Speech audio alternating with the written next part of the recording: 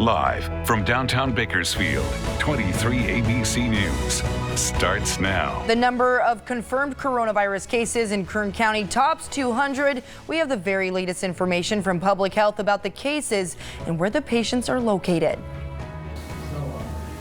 And we're hearing from a Bakersfield resident who is immunocompromised. She's talking about why it's important to stay quarantined during this pandemic. Good morning and thanks for joining us here at 23 ABC News at 8 a.m. on your Sunday morning. We're glad to have you with us. I'm Tori Cooper. We're going to start things off, head straight out to 23 ABC's Alex Bell, who has a look at your forecast and a special surprise. Yes, good morning, everyone. Now, we have seen car parades, we've seen fire trucks, police officers, but have you seen horses? Well, one lucky little girl this morning is going to get a great birthday surprise. I've been tagging along with All Seated Barn all morning, and they could be riding to a neighborhood near you. But let's take a look outside and see those temperatures, because it's going to be a nice, beautiful day, at least for majority of the day, but we do have some rain moving in a little bit later today. Currently, right now, we are at 57 degrees, and we're much warmer than we were yesterday morning, but all that's going to change as we head into the evening. We have that storm system moving in, and that winter storm warning will take effect starting at 5 p.m. I'll have more details on that coming up in a little bit, and we are tracking the chance of some possible thunderstorms. But I want to introduce you guys to Talia. She is the director and co-founder of All Seated in a Barn, and they have just kicked off their Pay It Forward April month. And so, Talia, tell me briefly why you guys decided to do this. Yeah, there's just a lot of, I think, fear and negativity going on right now. People are uncertain, so we just wanted to do our part and give back and support the community, get some smiles going, get some kids happy, and yeah, that's kind of what we're doing. And we are going to be riding up to a house shortly for a little girl's birthday this morning. Stay with us, you guys. You won't want to miss it.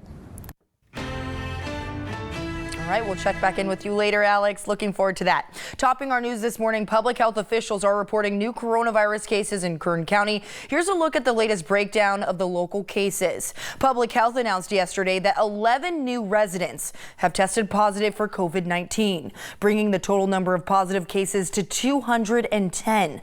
5 of those cases are non-residents.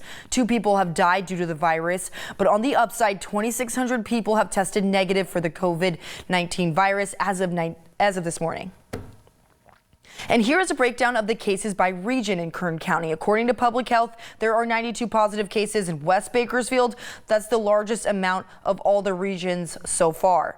64 people in East Bakersfield have tested positive, 37 in the Valley region, 5 in the desert, and 7 in the mountain region.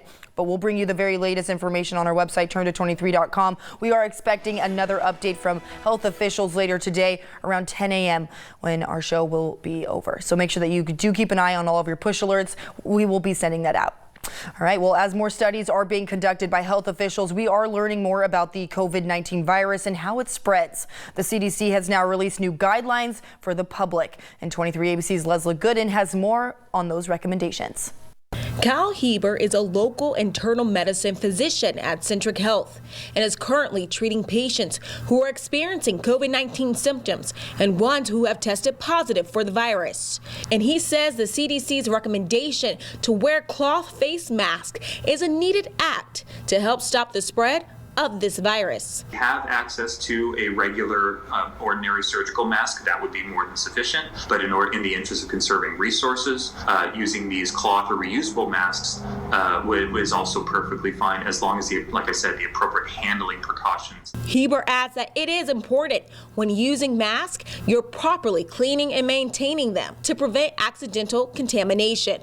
If you are using cleaning supplies like Lysol spray, to not use the mask immediately after cleaning. Anytime you touch the mask and it comes on or off, you should then wash your hands. Also, the masks just need to be cleaned regularly, either after every time that you use them, so you go out and then you come back home, or at least once a day. And that's, I'm talking washing with hot water and detergent, because that will kill the COVID-19. The CDC's recommendation says, quote, wearing cloth face coverings in public settings where other social distancing measures are difficult to maintain. Examples such as grocery stores and pharmacies, especially in areas of significant community-based transmission. And the cloth face coverings recommended are not surgical masks or N95. N95 masks should not be used really by people who are not healthcare providers. The main reason is there are lots of different sizes and shapes of N95 masks, and for it to be used properly and effectively, any more effective than a regular mask, you have to be fit tested. 23 ABC reached out to the Kern County Public Health Department to see if they would now start requiring essential workers to wear masks. In a statement, Public Health says they are evaluating both CDC and the California Department of Health recommendations and will provide any changes to the recommendation this week. For now, I'm Leslie Gooden, 23 ABC News, connecting you.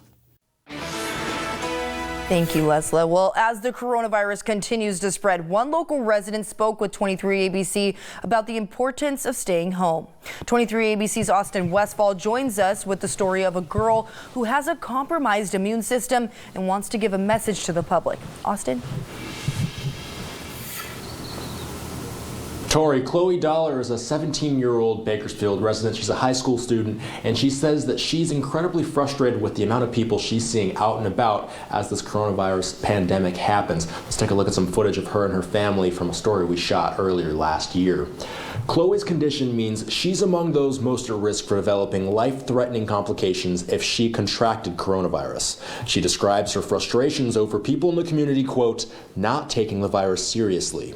A recent study by Unicast gave Kern County an F on its social distancing efforts, saying there's been less than a 25% decrease in average mobility and less than a 55% decrease in non-essential visits.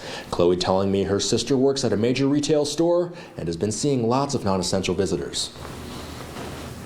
A lot of people have actually been going in to buy decor for their house for Easter, or like new clothes or clearance stuff. Is my life really as valued lowly as a 30-pack of plastic Easter eggs?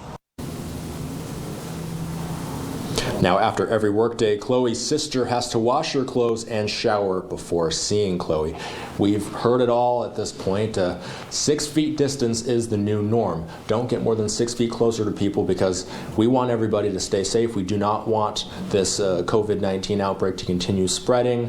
The CDC recommending that 6 feet thing, and do not go out unless you absolutely need to. And if you are going out to somewhere essential like the grocery store, maintain that 6 foot distance for now. In Northwest Bakersfield, Austin Westfall, 23 ABC, connecting you. Great reminder for everyone who is planning on going outside this morning, maybe going to the store. Make sure that you just mentally prepare yourself for that 6 feet apart, and of course, protect yourself as much as you can. Well, Panama Buena Vista Union School District will continue serving meals during the upcoming spring break.